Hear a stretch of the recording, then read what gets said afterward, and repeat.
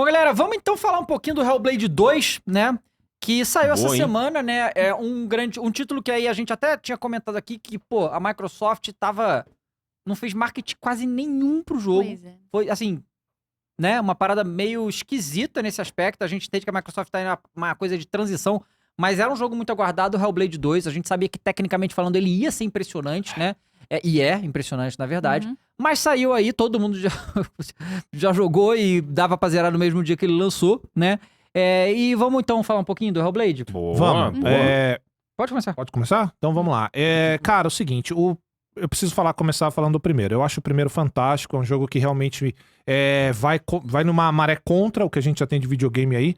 E o que eu vejo hoje é muita gente pedindo inovação, pedindo coisa nova. Pior, saia da mesmice. Pô, tô cansado de gameplay hack and slash, tô cansado de gameplay batalha por turno, tô cansado de...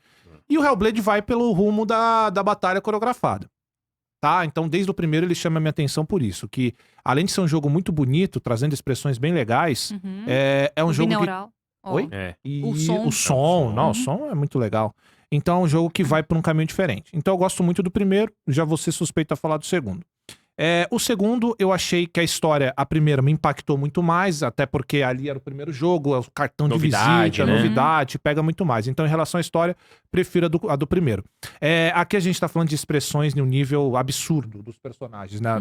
Da personagem, da cena. Esse jogo traz pra gente outros NPCs ali, outros acompanhantes, mas as expressões são expressões muito legais. O visual do jogo, cara, assim... Dificilmente você vai ver alguém reclamar do visual do jogo, porque é lindíssimo. Já começa ali no esquema... Eles fizeram aquilo de propósito, né? Começa você já pra iniciar numa chuva, numa tempestade, com rochas, tem o brilho da lua vindo, aquele fecho de luz A passando. água ali batendo, A né? água batendo. Assim, é uma coisa linda. Então, assim, em relação ao visual do jogo, maravilhoso. A gameplay, aí vai depender muito do que você prefere. Quero jogo hack and slash. Com certeza você não vai gostar dessa, porque tem uma gameplay muito coreografada e a transição entre gameplay e aquela CGI, é tudo muito junto, é tudo muito juntinho, cara. Não tem nada igual. Você não percebe o momento que foi pra voltou pra gameplay, é muito bem feito. Mas vai ter os que não querem isso, que querem aquele combate, seja God of War, seja hack and slash, seja qualquer um que for. Aí é percepção e aí é o que você tem que me dizer. Você quer o mesmo, você quer que inove, aí é de cada um. E, enfim, aqui que eu falei história, o áudio do jogo, excelente, né? As trilhas sonoras, então tem aquela música que é cantada a capela, com aquele tema muito nórdico, né? Que aborda muito isso, celta, nórdico, Aí eles ficam... enfim. É muito Que é um tema louco pesadíssimo. isso, né? O jogo se trata de um tema pesadíssimo, não é? Então você tem que prestar atenção muito bem. É um jogo que se tem que prestar atenção. E aí, cara, a minha percepção desse jogo o cara que não gosta de jogos de história, muita historinha esse jogo, não jogue. Porque esse jogo é história. Pra mim, tá? Minha percepção. Hellblade é um jogo de história. É um foco narrativo, é a principal parada do Hellblade, na minha percepção. E é um jogo que consegue trazer essa vibe diferente. Aí a gente chega na parte que pra mim é uma parte que deixou... Algumas partes que deixaram a desejar, né? Porque até agora eu só falei coisa boa e o jogo tem sim coisa ruim. Duração, então as pessoas vão reclamar. O primeiro jogo você consegue zerar ele em 4 horas, se você for full retão, consegue. Mas se você explorar, você consegue aumentar esse tempo. Mas a duração realmente menor do que o primeiro. Se você for só jogando ali no básico, então você não tá procurando... pedras, você não Os tá procurando monólitos, os né? monólitos, nada disso, você vai terminar em 6 horas e meia, é um jogo muito mais curto de fato, tá? É mais curto que o primeiro, então esse é um ponto. Outro ponto é que assim, como é um jogo focado muito num tema, nessa narrativa, né? Então, um jogo de lore, um jogo de história, os puzzles são ridiculamente fáceis. Não tem nada de puzzle ali, não são puzzles, assim, nitidamente não são puzzles feitos pra você, de fato, quebrar a cabeça, né? Não sei nem se eu posso chamar de puzzle. Você pega uma pedrinha aqui, põe ali, abre um caminhozinho. Puzzle de cenário é um pouco mais... É que eu acho que ele tem essa necessidade de ser um pouco mais simples pra você não quebrar o ritmo. Eu imaginei isso também, que é o mas foco aí narrativo, fica... É básico demais. Assim, o jogo não gera nenhum desafio o jogo inteiro. Essa que é a questão. Isso aí. E só pra terminar, que eu tomei muito tempo aqui. Assim, então tem isso. Os puzzles são fáceis e aparentemente eles queriam isso. Não sei, não posso afirmar, mas é um dos problemas que você pode encontrar. Duração do jogo realmente deixa a desejar, mas aí também vai do que você quer como experiência de jogo, tá? Tem esse ponto aí. E você pode também, em alguns momentos, dizer que esse combate ele se repete. E aí a gente volta ao tema narrativo. que talvez eles queriam isso ou não queria, mas sim tem uma repetição de movimento, de golpes que a Senua dá, que pode também te irritar. No geral, eu gosto do jogo, gostei, acho que é um jogo que segue por um caminho diferente, que é o que eu tô buscando nesse momento, que acho que cada um se encontra em momentos diferentes. Eu tô cansado, deu a cansada de jogos de mundo aberto, então esse que é mais corredorzão me agradou. Talvez seja isso. Então, eu curti o jogo, mesmo com esses problemas também que eu falei. Eu acho assim, né? Eu não sou daqueles, e porque tem muita gente que tem essa visão, mas eu não... Como a gente viveu em outras épocas e era mais comum isso antigamente, mas eu entendo quem reclama e a gente tem que reclamar das coisas mesmo. Eu não acho que a sequência de um jogo tem que ser uma revolução naquele jogo, entende? Eu acho que tem que ser uma evolução, tá? Então, assim, o Hellblade 2 é muito parecido com o 1. Visualmente falando, realmente evoluiu absurdos. Tecnicamente, é insano. Talvez seja o melhor que a gente tem, em termos técnicos, gráficos, áudio, não sei o quê. O jogo é só 30 frames e você não sente, e isso é um mérito muito grande, porque... Tipo, não incomoda, Não incomoda, o jogo é extremamente fluido nos 30 frames. Seria incrível se tivesse. Seria melhor se tivesse 60, com certeza. O PC tem, né? Os PCs tem. Mas mesmo assim. Aí que eu acho que esse jogo, ele faz muito, graficamente falando. Vamos lembrar, né, que Ninja Theory, eu sei que tá com a Microsoft agora e tal, mas é um estúdio pequeno, né? Não teve grandes investimentos pra ter 500 funcionários, não é. Né? O jogo tá no Game Pass, é claro, tem toda essa questão. Então, a galera que comprou, a maioria comprou no PC porque quer comprar na Steam. Porque pode pegar no Game Pass PC, mas a galera prefere comprar na Steam. E eu entendo, tá? E eu acho que evoluiu bem pouco, né? Eu acho que, assim, em termos gráficos, beleza. Foi absurdo realmente o que foi fazer. Mas em termos de gameplay, realmente, esse é um jogo que tem bem mais Walking Simulator que o primeiro. Você tem momentos que você fica andando. O jogo realmente não para, isso é muito legal. Parece que é uma câmera em plano sequência o jogo inteiro e tal. Então, nesse aspecto, do jeito que eles contam a história, é fantástico. Mas a gameplay, ela é muito, muito básica. Ela não evoluiu nada do primeiro jogo, basicamente, né? Os puzzles parece que estão mais bobos do que o primeiro, né? Mais simples, né? O puzzle, eles fizeram uma parada que agora tem... eu não lembro se tinha exatamente isso no primeiro, mas parece que tem um snap. Tipo assim, você chegou perto de onde tá o negócio pra você formar, você aperta o botão e ele já... Sabe, ele já monta ali. E antes eu acho que precisava fazer tinha que estar num ângulo um pouquinho mais certinho pra fazer. Então, o jogo tem essas situações. E eu acho que eu preferi a história do primeiro, sabe? Eu prefiro também. Porque no primeiro é uma história mais pessoal da Senua. A gente se envolve mais com a situação dela e nesse eles expandem, né? É porque tem outros ali. Tem né? outros personagens, só que é aquele negócio. Tem outros personagens, mas o jogo é mais curto. Então você perde. Como eu já falei, eu não acho que tempo de duração é algo que define se um jogo é bom ou ruim. Mas tem que saber, o tempo de jogo é adequado porque eles estão querendo contar ali. E talvez, nesse aspecto, esse jogo também deve um pouco aí. Porque trouxeram mais personagens, ou seja, tem que mostrar todo mundo, né? E a Senua vai vivendo essa história junto com essa galera e tal. Foi outras coisas que eles escolheram contar, beleza. Mas eu acho que quem gostou do primeiro vai gostar desse aqui, né? Eu gostei do primeiro, eu gostei desse aqui também. Mas eu entendo que esse jogo... Por isso que é legal. Ver gameplay, ver as paradas e tal. Então, pra você ver se esse jogo é pra você, né? E eu entendo a questão do preço, e vocês têm razão, claro. Mas a gente tá falando num mundo que é Game Pass, né? Então, tá no Game Pass. Não tem por que você não testar. Se você não gostou do primeiro, essa coisa narrativa e tal, não sei o quê, certamente você não vai gostar do segundo, tá? Porque realmente é muito parecido. Mas é um show técnico, realmente. Os efeitos que tem do... Pô, e eles adicionaram... Uma coisa que eu gostei desse jogo, que eles adicionaram mais cor nesse jogo. Né? Porque o primeiro é muito monocromático. E faz sentido, porque é uma parada bem obscura, não sei o quê. Faz todo sentido ser monocromático o primeiro jogo. Nesse segundo, tem momentos assim também. Mas eles vão em outros lugares, eles mostram mais céu, mar, e eles adicionam cor que visualmente ficou lindo. É porque tem momentos à tarde, né? Então você pega aquele entardecer, né? O sol, aquele sol alaranjado do entardecer batendo na água, né? E dá aquele reflexo bonito, Sim, aquela caminhada bonita. Tem aquela... E é impressionante também a performance dele. Como é um jogo curto, vai ter gente, que nem eu, que não teve nenhum problema de performance desse jogo. Eu vi gente que teve. As pessoas que tiveram problema de performance que eu vi foi de PC, né? Eu joguei no Xbox.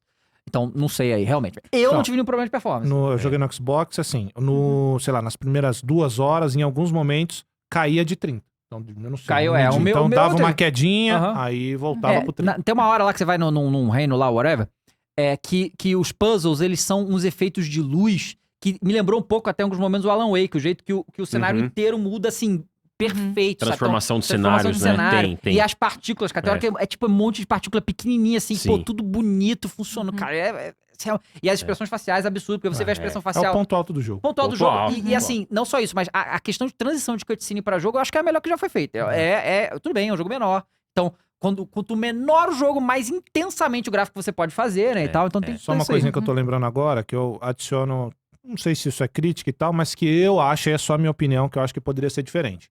O combate, que eu falei de ser repetitivo, e de fato, algumas pessoas podem achar, e também como funciona o enfrentar de inimigos, tá, Dava? Só que eu esqueci disso que é importante. Você enfrenta um por um.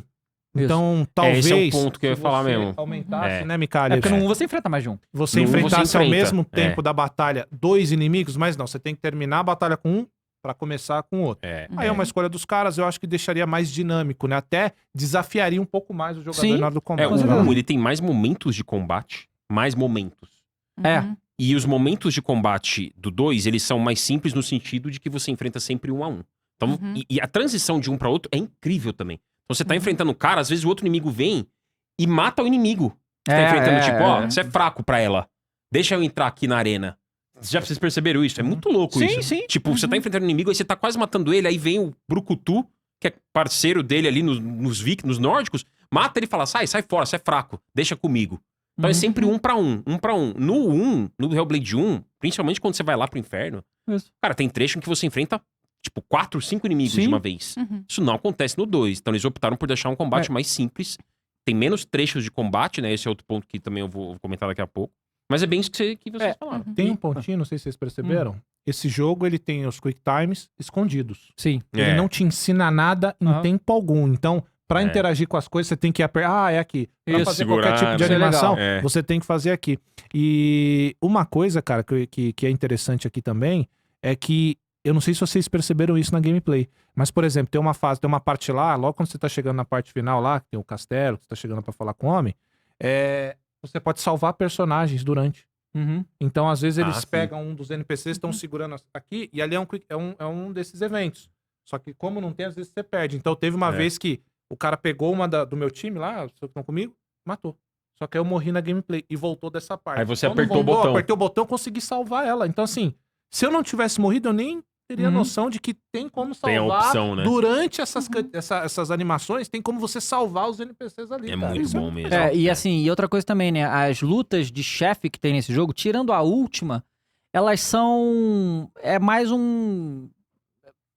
Não é bem a luta, né? O primeiro tinha luta contra o chefe, e tinha lá padrão do chefe, não sei o quê. Nesse é um ritual de ações. É o ritual de ações. É isso aí, é um ritual de ações que você derrota o chefe. Então, assim, não tem muita luta ali no gameplay. Outra coisa também que no primeiro, como tinha mais inimigos, era legal que as vozes na cabeça da cena te ajudavam na luta. Eu falava, atrás de você. Eu falava, atrás de você. Isso. Tinha essas coisas, né? Exatamente. E que nesse também não tem, né? E eu acho que vai muito disso, que eles adicionaram mais personagens e mantiveram o jogo curto e perdeu tempo. Não teve tempo pra fazer mais coisas, né? Sim, assim, né? Mas é legal, cara. Não é um jogo ruim, mas de novo, não é pra todo mundo. Definitivamente não é pra todo mundo. Acho que, claro, tá no Game Pass, então... E os dois estão no Game Pass, né? 1 e 2. Então, se você tem Game Pass, não tem por que você não testar. Se você não quiser, não testa, claro. Mas tá lá, né? Então, você pode acessar. Mas é um desses... Assim, existem muitos Walking Simulator por aí que a galera gosta também. E esse não é um Walking Simulator. Tem momentos de Walking Simulator, claro. Porque é um jogo contemplativo, né? Você tem... Sim. É um jogo bem diferente mas é que eu acho que essa característica que você tá falando de Walking Simulator é muito o que se propõe. Toda a proposta, assim, de... Até a narrativa mesclada com o gameplay, que eu acho que o Hellblade faz bem, porque, assim, a Senua, se não me engano, ela é esquizofrênica. Isso. E eles retratam a esquizofrenia com essas vozes, ok? Te fazendo questionar o tempo inteiro se aquilo tá acontecendo de verdade. Então, logo no comecinho, por exemplo, tem uma cena do barco, que você tá lá, você tá tentando, tá ouvindo umas vozes, umas pessoas gritando, não, vou salvar, e você chega e não tem nada. Então, assim, é o tempo inteiro essa jogada dessas vozes, é o som trabalhando, o audio design desse jogo é impecável. Muito bom. É impecável e são poucos jogos, assim, que eu me lembro que fala, caramba, o áudio desse jogo tá completamente entrelaçado com a gameplay. O The Last of Us faz muito bem isso. Então, eu acho que é um mérito gigantesco. Eu não tenho muito mais acrescentado, que vocês já falaram aqui, eu concordo. Eu não acho também que o fato de ser um jogo curto seja um problema. Acho que a gente já falou isso aqui algumas vezes, né? Que o tempo de jogo realmente não diz sobre a qualidade daquele jogo. Claro. E, cara, eu não zerei ainda. então eu vou me limitar a falar só das partes que eu joguei. Eu acho que sim, essa questão dos puzzles parecerem um pouco mais simplificados. Inclusive, eu notei assim... As vozes, quando você... Eu saio explorando o cenário. Então, por exemplo, quando você já resolve o negócio, você vai explorar o resto, elas param. Parece que faltou um negócio assim, e agora? Não, vai pro objetivo. Elas até falam assim em algum momento, o que você tá fazendo? Volta pra lá, você tem que ir pra não sei onde. Mas a partir do momento que você se afasta e você começa a ir pra outros pontos, elas param. Você simplesmente não tá ouvindo mais nada. Mas não vejo como um problema, é só uma observação mesmo. Questão do combate, eu achei o timing do parry, eu não sei se ficou um pouco diferente do primeiro. O parry eu achei um pouco confuso. Acho que eu nem usei, viu? Pois é. Eu usei algumas vezes só esquivava quando você acerta. Mas então, o parry azul. ficou tão... Porque assim, se você não defende... E assim, tem uma coisa mais realista nisso. Quando ela defende não é o parry perfeito, ela é muito impactada pra trás. Sim. Porque agora ela tá no mundo de verdade. Ela tá enfrentando pessoas de verdade. E a porra de um viking enorme, a cena... Uma mulher pequena, magra, vai se segurar, consegue tancar, mas é jogada pra trás. Só que isso aí vai ficando... Vai te desestimulando a tentar usar o parry. Então assim... E por quê? Porque a esquiva... Resolve, né? Só esquiva, pô, sabe? E um ponto importante, tá, gente? Eu acho que a concepção de geral aqui, que geral gostou. Sim, claro. Tá. Só uma coisa que é muito importante, né? Sobre a duração do jogo. Quando você termina, eu não sei se vocês vão considerar, eu considero que sim, que é um fator replay ali. Quando você zera o jogo, ele libera alguns modos pra vocês. Vou falar do que é o mais interessante. Quando você zera, né, o jogo, pra não dar spoiler pra vocês começam a conhecer pessoas dentro do jogo que em algum momento ali do game vai acompanhar você contando uma história, acrescentando na lore. A questão da lore, como a gente falou, tem os monolitos, tem a cabeça lá que some, né? E você vai na árvore e conta e você ganha mais conhecimento do jogo. Mas quando você termina, você tem a opção de rejogar o jogo com um narrador diferente. O que é esse narrador diferente? O narrador diferente, basicamente, é todas essas pessoas que acompanharam você durante o jogo, você pode jogar esse game com esse NPC contando a história na perspectiva dele. Isso. Ele amplia a história, né? Ele amplia, então muda a forma que você tá vendo aquela mesma situação. É um fator replay, caso você queira rejogar, é um bônus que colocaram que não tinha no primeiro. Uma outra coisa muito legal, e aí pra galera dos 1000G aí, né? Facinho. Facinho, e um ponto muito interessante, nesse aqui você pode voltar a capítulos. Isso, tem a seleção de capítulos. Tem a seleção de capítulos e você pode voltar lá pra pegar tudo que você deixou pra trás. Inclusive, nos quadradinhos lá, quando você vai escolher o mapa, tá lá. Você pegou 2 de 6 que tem nesse mapa. Tipo então, Little Nightmares. Isso, Ele fica faz bonitinho isso. lá, então ponto positivo aí. Não, né, os capítulos. Eu acho que o Hellblade 2 ele é um jogo objetivamente bonito. Né? Não é subjetivo se é ou não é bonito, né? Não, acho que a primeira cena que mostra, assim, a cena embaixo d'água, só que com o olho, boa. e eles focam aqui. É um negócio, você vê até os poros aqui. É incrível, exato, tá. Tipo, é um jogo que não tem como olhar e falar, na minha opinião, é bonito ou não é. Ele é bonito objetivamente. É um fato que ele é bonito. E aí a gente vai entrando nas questões. A duração pode agradar ou não a alguns, mas também concordo, tá, que a duração não define se o jogo é bom ou ruim. É uma questão de perspectiva. Mas também olhando o que o Cross trouxe, é um ponto importante, né? Porque a Ninja Theory, esse jogo foi feito, informação oficial da Microsoft enviada aí pra gente, por mais ou menos 80 pessoas. Né? Bem pouco, né? Exatamente, para um produto desse, né? Para um produto tão impressionante. E ele foi anunciado em 2019 e lançado em 2024. 5 anos. Sendo desenvolvido antes disso. Então, se a gente pega a perspectiva de tempo de desenvolvimento, quantidade de pessoas e tempo de duração, a gente tem um pouco de ideia do que se torna esse produto, né? Então, tem tudo isso para considerar. Agora, em relação ao primeiro, se vocês olharem, por exemplo, no How Long to Beat, é aquele site que fala das horas dos jogos e tal. Muito bom esse site. Muito bom, né? Ele fala disso. Se você jogar em linha reta, você leva tanto tempo. Se você fizer coisas opcionais, um pouco, tanto tempo. Se você fizer 100%, você vai levar mais ou menos aí 8 a 9 horas. É ao mesmo tempo o 1 e o 2 pro 100%. Só que se você jogar em linha reta, o 2 é menor do que o primeiro, né? Tem menos trechos de combate, menos momentos de gameplay, muitos momentos de contemplação e Walking Simulator. E os enigmas são menos elaborados do que o 1. São parecidos, mas menos elaborados, menos complexos, né?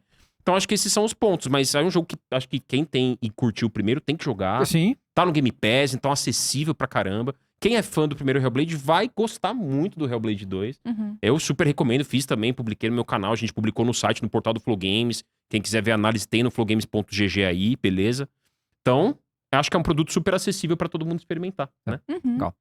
Bom, gente, a gente vai falar de COD, mas aí vai entrar no React, que é muito legal as coisas do COD Black Ops 6, que foi oficialmente anunciado. Ninguém sabia que ia ser COD, né? Bom, é o COD. Vai lá. Já tinha vazado tudo isso aí, mas beleza. Mas a campanha de marketing da Activision está sendo incrível, tá lá nos Estados Unidos, e a gente vai falar. Eu tenho uma dúvida, inclusive, eu vou perguntar pro Mikael sobre isso. Olha. Mas, né, a gente tem aí, né, a Naughty Dog e o Neil Druckmann. Não, na verdade, boa. primeiro a gente tem aqui o Switch. O Switch, Nintendo Switch, que vai ser anunciado até ano que vem o 2, já tá confirmado aí pelo como é que é o nome do como é que é o nome do presidente? Furukawa. Furukawa. Presidente da Nintendo já anunciou que vai rolar, só que por enquanto o Switch se tornou o console mais vendido de todos os tempos no Japão. Superou o DS. Existiam muitas análises que falavam que esse número era impossível de ser superado, o número do DS. E o Nintendo Switch conseguiu. Apenas no Japão foram vendidos 32,9 milhões de consoles, enquanto o DS foi 32,8. E o Nintendo Switch vai continuar vendendo ainda, porque né, ainda tá aí, então ele vai continuar vendendo. Isso tornou o console mais vendido da história do Japão. E pra você ver, já teve gente aqui falando, qual a relevância do Japão pros games? Pô, peraí. Um país. Peraí, Não, tô dizendo em venda, né? Não desenvolvimento, em venda de jogo e tal. Sim. Um país, 32 milhões de console, pô. Tem noção? Não, e assim... É insano isso. A gente até falou aqui, né, que esse ano o Japão tá... Bom, que ano que não, mas esse ano os jogos japoneses estão estourando. O Japão tá estourando, assim. E o Switch, acho que era uma questão de tempo, né? A gente falou isso em outros programas. Pra que ele se torne o console mais vendido da história. Eu acho que pra isso aí atingir o Ocidente, se eles mantiverem uma line-up boa até o próximo Switch, que acho que ainda vai ter cartucho bom pra gastar, a gente vai ter o Nintendo Direct em junho, a gente vai cobrir. E eu acho que a Nintendo tem cartucho bom guardado ainda pra esse Switch. Eu acho que ele pode se tornar o número 1 do mundo da história. É que aí a gente ainda tem uma outra questão. Quando você fala de consumo de consoles, em casa a gente tem 3 Pois é. Switches, porque a gente tem o meu que é normal, o dele, tem o OLED. Eu fico considerando comprar o Lite. Então, assim... Às vezes a mesma pessoa compra o Switch mais de uma vez. A mesma família compra vários Switches, às vezes. Doido isso, né? Pois é. E ele é um console mais barato. Isso é um detalhe tem importante, isso também. né? No Brasil, no mundo também, em relação ao Play 5 e Xbox Series X, o Xbox Series XS é um console mais barato, pegando a versão mais básica. Claro que a OLED é um pouco mais cara, mas aqui no Brasil você encontra, sei lá, a versão OLED que é a top. Pô, cupom, Pix, dá pra você encontrar por 1.700. Sim, bem mais barato que os concorrentes aí, né? 1.800, muito, mas claro que aí os jogos são caros, tal, é outra discussão. Mas o produto em si, ele é mais barato, né? O console em si ele é mais barato. E muita gente compra para fazer N coisas, né? Enfim. É assim, os jogos são caros, mas sabe que explorando a loja da Nintendo sempre tem um negócio assim. Tem um sistema de moedinha, você compra o jogo, você ganha crédito. Então sempre tem uns jogos muito menores ali dentro da loja da Nintendo que eu acabo meio que pegando de graça, porque eu tenho essas moedinhas acumuladas. E tem umas coisas meio esquisitas lá. Tem um jogo, como é que era? O Hentai, Golf Hentai. Um monte de jogo Hentai. Que, assim, não entendi porque que é Hentai, na verdade, né? Mas tá lá, Hentai não sei o quê, e você consegue comprar com essas moedinhas. Caraca. Então... É o sistema de... Tipo um cashback, né? Você cashback. ganha as moedinhas e troca depois, O que é caro né? no Nintendo Switch são jogos first party da Nintendo. Esses são caros mesmo e não abaixo preço, tá? É difícil ter uma promoção ali na loja da Nintendo. Mas tá aí, é um sucesso absurdo, né? A Nintendo, ela acaba conseguindo, tá ligado? Eles acertaram muito no Nintendo Switch. O meu medo é o Nintendo Switch, o próximo, eles resolverem fazer outra revolução. E aí dá errado. Cara, se eu tivesse que dar um palpite... Cara, pra mim só tinha que evoluir. Mas eu acho que, assim, tem até discussões sobre isso, né? Primeiro pelo nome. Algumas pessoas estão falando que ele pode se chamar New Nintendo Switch. Eu não tinha pensado nesse nome. E pode ser uma grande possibilidade. Ah, tá. Por conta dos DS, né? Já tivemos New... porque a gente teve o DS, a gente teve o DS Lite. Isso. A gente teve o 3DS, a gente teve o DSi. A gente dois DS também? Teve o 2DS. As variantes do DS são muitas, né? Muitas. Sim. Então, mas eu acho que é por conta disso que, assim, o DS é insuperável. Porque, assim, não é um console só, é a família de DS. É uma família, exatamente. Tem vários. Eu, por exemplo, eu tinha o Lite, eu tinha o DSi, o 3DS, um roxinho não, um rosinha, e eu tenho agora o New 3DS, que é do Pikachu. Ah, sim. Uma versãozinha. Então, esse é um ponto muito bom. O DS, ele tem muitas variantes, e todas somam nas vendas, né? Uhum. Agora, o Switch me agradaria muito o nome, a gente até falou, né? Super Nintendo Switch. Super Nintendo Switch. Até onde eu me lembro, eu não sei se a Nintendo já lançou um número 2 de algum console dela. Porque também tem essa possibilidade, Nintendo Switch 2. Mas eu acho que seria, não seria sei. criativo, né? Eles gostam de ser criativos, essa é a Eles verdade, gostam. né? Mas eu acho que se eu tivesse que Só dar que um teve o palpite... Wii e o Wii U, né? Eu Aí acho que se eu não tivesse deu que dar um muito certo, né? Tem palpite isso também. que vai ser uma evolução, né? Exatamente. Switch U. A Switch U. Não, A tela já tá ali, né? Eu acho que se eu tivesse que dar um palpite, vai ser uma evolução. Acho que não vão mexer muito numa coisa que já é muito consolidada, Uhum. sabe? Vai ter alguma nintendice aí no meio, mas eu acho que eles vão seguir uma filosofia parecida com a do Switch, sabe? Se eu tivesse que dar um palpite, né?